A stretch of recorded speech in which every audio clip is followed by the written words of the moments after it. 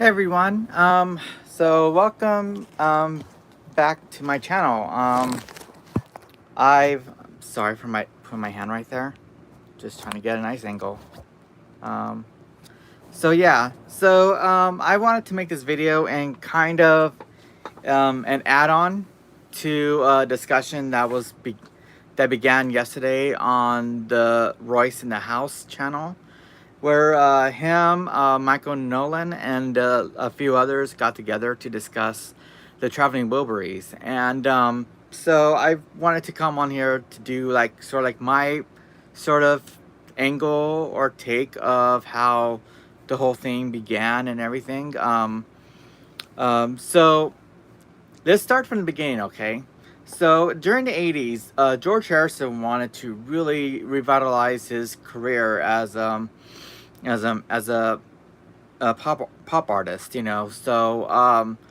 I think George wanted to work with Jeff Lynne, having heard like the amazing production that Jeff Lynne had done with Electric Light Orchestra, and considering like how a lot of the stuff that he was doing was kind of very Beatlesy, which I think around the time in the 80s, George was starting to grasp again, considering that during the 80s, around that time, the whole thing of this kind of Beatles resurgence was happening with, Beatles CDs were coming out. Parlophone and EMI were putting out the Beatles CDs finally, so it might have sparked George's interest into trying to do an album again, sort of like in the kind of feeling like of the Beatles.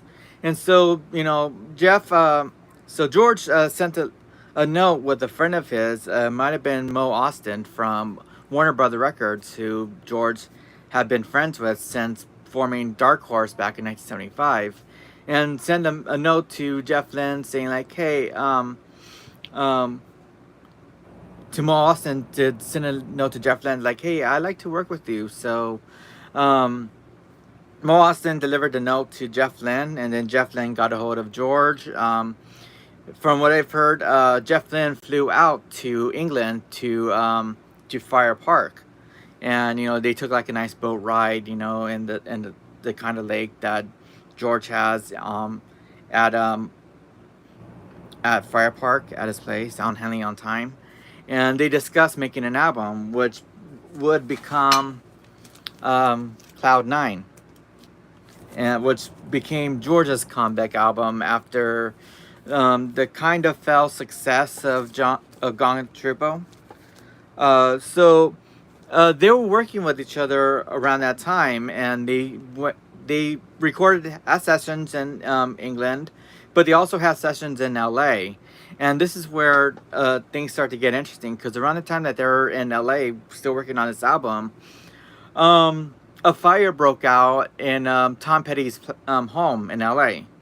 And so Tom Petty was like in kind of a shambles, because like his house burnt down, like some of his guitars that he had in his house were gone and stuff. So I believe that Annie Lennox and Dave Stewart, they were able to put up Tom and his family at the Beverly Hills Hotel or some other place like that, So I think George lent Tom like a guitar, and also gift him like a ukulele, because that's George. George loves to give his friends ukuleles to play.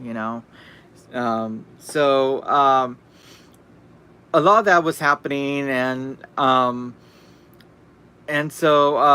think around this time, you know, George introduced Jeff Lynne to Tom, and then Jeff and Tom start to work with each other, and the result of all that was, the Full Moon Fever album that will come out later on, in 1988. But around 1986, they start to like become friends and stuff, and then 87 saw the release of Cloud Nine. Now, what happened was, uh, Warner Brothers already had Got My Mind Set on You put out as a single. They also put out When We Were Fab as well. So the third single was gonna be This Is Love, which I have to say is my favorite song off of Cloud Nine. Great track, great song, beautiful video too. So they so Warner Brothers says like we need like a B side. Can you go off somewhere and like make like a B side recording for this? So George went back to he probably was visiting Jeff Lynne at the time, and Roy Orbison was there as well, and so George was talking to Jeff and saying and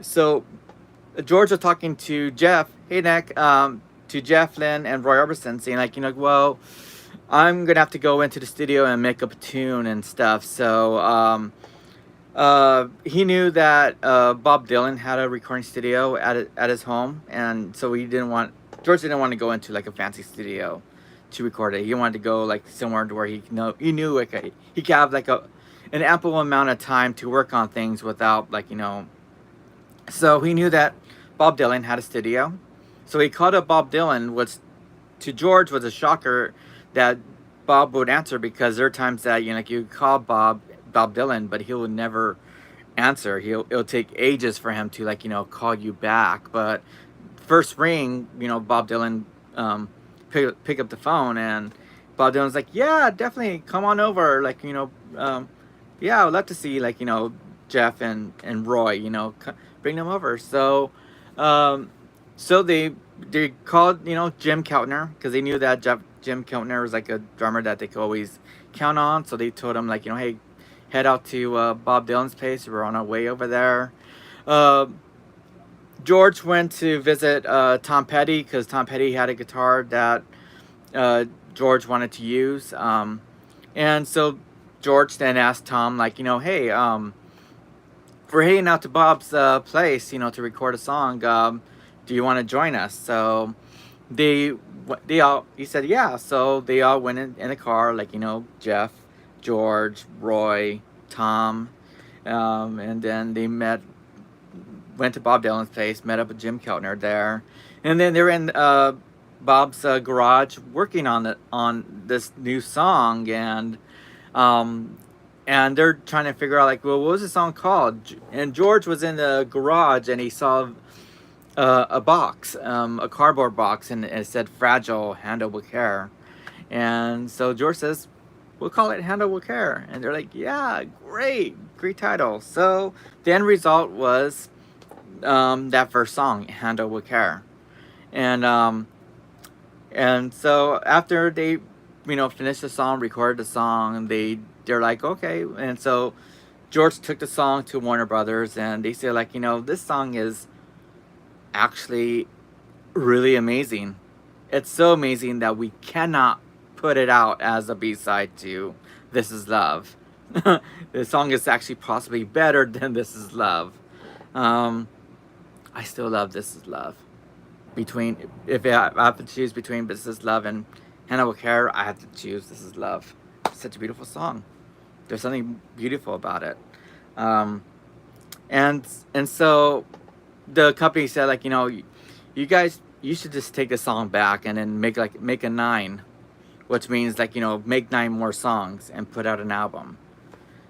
So so they end up just taking like a song from the album and sticking that as a B-side. They're like we're not gonna have them go back and make another song, because possibly the next song will probably even be as great as "Handle with Care," and so we'll just put like one of the album tracks. We solved that problem there.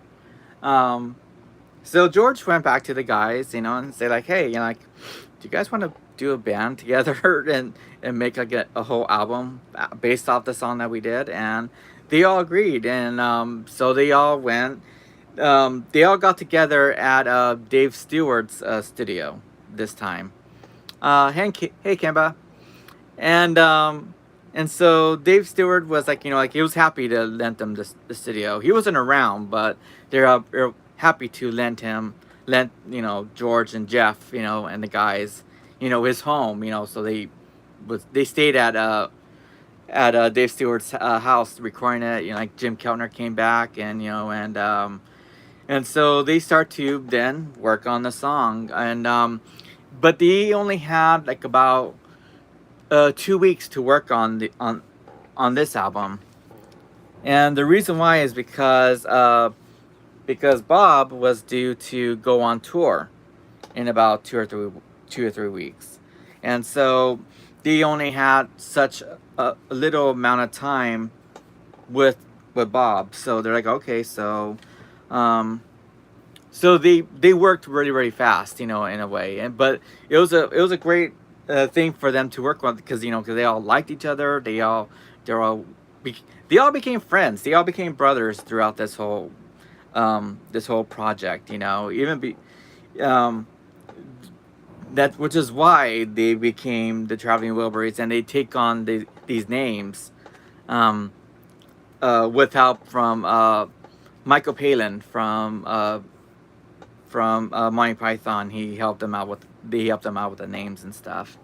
Um, but they all became like very very close friends. Throughout this whole process. George was able to fill out Jeff more, and then Tom was really able to like you know became friends with Jeff Lynne. They never met each other before. Tom knew Bob Dylan already. George already knew Roy and Bob from the Beatle days. So it became like this whole thing where like they just became very close friends throughout this whole time. And so they went out and they start to work on new songs. I think the first song after as they got together as a band was possibly Last Night. And Tom Petty says like there's parts in the song that like I was singing, but there's parts of the song that like we were auditioning, and it was hard to audition considering that the person that did the first audition before you was Roy Orbison, because Roy Orbison was like the singer of the band. He was like whereas Bob Dylan was like the greatest lyricist in the band. Roy Orbison was like the great vocalist of the band. So it was sort of like a kind of a strange thing, to go after Roy Orbison. Like I can't go after that guy. He's too good. But like they start to work on those songs after that. They start to do Last Night, Dirty World, Rattled, Congratulations. A beautiful piece of song that they did was You're Not Alone Anymore, which is basically Roy Orbison at his very, very best. And that was like sort of like the earliest indication of that song of like how great his album will be, which was Mystery Girl, which right after at the end of these sessions, Tom and Jeff went off with Roy to work on his album and stuff. At the same time that they were working on Full Moon Fever for Tom Petty. Um, and so they start to work on all these other songs on it. Another great song on the album, which totally made me a fan of Bob Dylan, is Tweeter and the Monkey Man. Such a great fucking song. I love Tweeter and the Monkey Man. They should make that into a movie. It sounds like something that could be a movie. I could play Tweeter.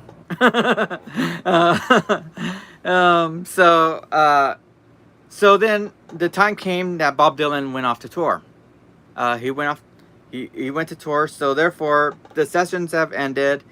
So all the remaining members of the band, they all flew out to Friar Park, to George's place, and they started to do all the overdubs there. They brought in Jim Horn to add all the fancy horn work, saxophone stuff that he did on the album and stuff, and they mixed it out there, and the end result was this very beautiful piece of work, and they got the name Traveling Wilburys from the knobs, because Tom and Jeff used to call, or George used to call the knobs on the recording console Wilburys, So that's how the name became. And then all of a sudden they start to give each other names. So Jeff then became Otis Wilbury.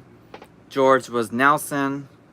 Um, I think Bob Dylan was Lucky, Roy Orbison was Lefty, and Tom Petty became Charlie T. Wilbury Jr. Right? Traveling Knobs or Traveling Wilburys, you know. So they all became names, and then they even gave Jim Keltner a name, which was Buster Sideberry. Sideberry. And and so that's how this whole cool thing happened with the Traveling Wilburys. Like, you know, it became like this really cool happy accident where George needed a B-side. And that B-side turned out 10 amazing songs.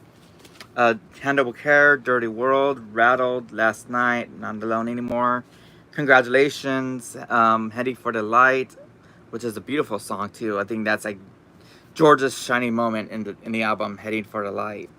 You have Margarita, Tweeter and the Monkey Man, and of course the second or the second single off the album, which was End of the Line.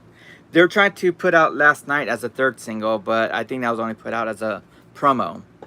But the two main singles were Handle with Care and End of the Line, which I love. I think out of the two, I pick Handle with Care, because I think everybody had like a moment in that song, you know. Even though everybody had a moment in End of the Line, I think Handle with Care was more. There's something more uplifting with it because like it was like the first song, like it was sort of like their kind of. I saw her standing there, on the album and stuff. Um, Sadly, they never did a volume two. I think that was probably because Roy Orbison ended up passing away in 1989, and which was very very sad because his album was about to come out, Mystery Girl. There's shots where he was already previewing "You Got It" on stage, and that was such a beautiful song, and there's like a lot of other songs that he recorded around that time too that never saw the light till later on, like his take on "I Drove All Night," which was written by a friend of mine, Billy Steinberg. Um, but they never pursued to do like a volume two, but they did do a volume three, and this time it was just the four surviving members of the band, and they all took on different names too. I don't remember those names are. I rather call them the first names off the first album. Those names were way better. The second names I didn't adhere to. But they did some really good songs on the third album. I think the third album was more heavy, Bob Dylan friendly than heavy than like the other guys. But if there's ever to be like a volume two, it's basically just taking songs from Cloud Nine, Mystery Girl, Full Moon Fever, putting those songs together, possibly songs from Armchair Warrior, which was Jeff Lynne's first solo album, which I know that George and Tom worked on that as well. So that could be like a volume two. So that is my take on the whole Traveling Wilburys thing. A beautiful project. I feel like this is the ultimate super band. I know everybody else says like, no, Damn Yankees is a great super band. No, this other band is like I think Asia. People say no, Asia was the better super band. No, this is the number one super band ever. You just look at the amazing talent and legends that you have on this album. You have Bob Dylan, the guy who basically made songwriting into an amazing art form with all the songs that he did back in the 60s and 70s and still continued on to this day. Jeff Lynne, who truly hones the whole idea of studio production. The amazing stuff that he did with Electric Light Orchestra, stuff that he did with Olivia Newton-John, and all of a sudden he passed that on to George, Tom, Roy, Ringo, Paul McCartney, and the Beatles. Like, fuck. Like, that's a lot of talent. Tom Petty, like, he was like the young guy of the whole journey. But the stuff that he did, with the Heartbreakers is just totally, truly amazing. We miss you, Tom. Fuck. I cried when he died. I totally cried when he died. He was such a beautiful soul, You have Roy Orbison, the greatest vocalist. People say that Elvis Presley was the greatest vocalist. Fuck no. It's Roy. His songs like, In Dreams, Crying, Only the Lonely, you could just totally feel, the heart and soul in his singing when he sings those songs. The greatest vocalist of the 50s and 60s and 70s, and going into the 80s. And of course, to round it off, the guy who started it off, this whole journey, George Harrison, a Beatle. Great guitarist, a guitarist that totally brought into the forefront that beautiful, sweet 12-string Rickenbacker sound, and the amazing stuff that he did with the Beatles, the stuff that he did during his solo years with All Things Must Pass, Living in the Material World.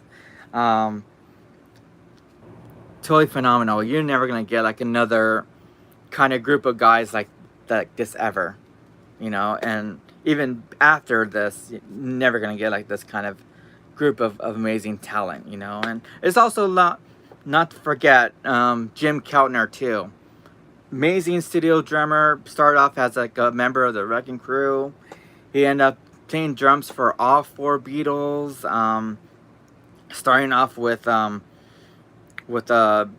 George on All Things Must Pass, and he worked on John Lennon's Imagine album, Ringo Starr's Ringo album. I know he did something with Paul years later. I wish he could have been on this cover too. It would have been great to see Jim Keltner on here as well. He probably didn't know that he was going to continue, like, working with the guys into like a 3rd album and stuff, but God, such a great album, such a great group of guys and talent, So that is my take on traveling Wilburys. So yeah, so that's my story, my whole knowledge of it. Sending it out to everybody. Hope you guys like the new setup.